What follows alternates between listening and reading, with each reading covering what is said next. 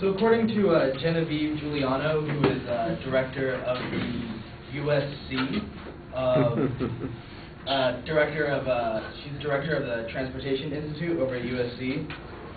She says, "We all know the adage, if it sounds too good to be true, it probably is. High-speed rail may be a good solution for some problems in some places. It is surely not a solution for the many problems its proponents have identified. It's time to take a more critical look at high-speed rail, to conduct careful studies of markets and financing options, in order to invest our very scarce public dollars where they make the most sense. Otherwise, we risk a future of cost overruns, low patronage, and increasing demands for subsidies." So, one of the main things my opponents have failed to address is what happens if the train doesn't get its estimated riders. And the simple fact is, if the train does not get 41 million riders a year, it goes under. Proposition 1A has a stipulation that public dollars cannot be used for high-speed rail.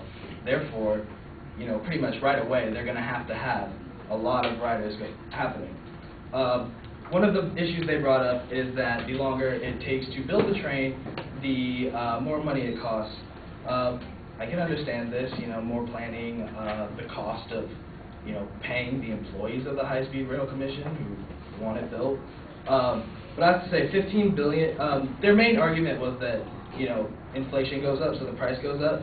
A 67% or a $15 billion increase in inflation is not keeping with inflation. I think it's a little higher. Another argument is technology. True technology has increased. We've got the iPhone now, super. But technology has not increased to make the train be able to pick up people at stops and not stop. It's the same thing. Think about your car. It takes time to accelerate and slow down. Same thing with a train, but when a giant train that weighs, many tons, going 200 miles an hour takes a lot more time to get going fast and to slow down. In regards to the economic and budget crisis issues, they said that the California High-Speed Rail Association says it's within the debt capacity, but just because it's within the debt capacity doesn't mean it should happen. It's debatable whether our state should be carrying such debt. There's a reason why California has such low confidence for investors. And it's debatable whether it is within the debt capacity, because if California was able to adequately address its costs, why did the state legislature just have to raise the debt ceiling for the state?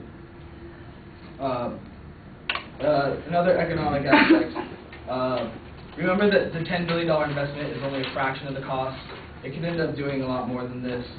They've mentioned job creation, but those jobs are far in the future. Construction jobs are not permanent, and right now we're dealing with an immediate crisis in California, and maybe job creation for a train 20 years out is maybe something we should figure out a little bit later once we're not having the problems. In regards to security at the airports, a lot of people say it's really bad. It's not that bad. I do it almost weekly. It takes me about less than 5 minutes usually to get through. And additionally, airlines now have online check-in, so you don't even have to go to the counter. Really easy process. And we don't know what kind of security will be needed to get on the high-speed train. It might be the exact same process, a TSA screening. And to touch on the environment, they've talked about reduction in greenhouse gases and less foreign oil, but global warming is still in dispute with some people. So true, it would be powered by electricity, there would be fewer emissions, but the fact that lands would be destroyed due to a perimeter and wildlife would be killed and torn up, that is not in dispute. It will happen.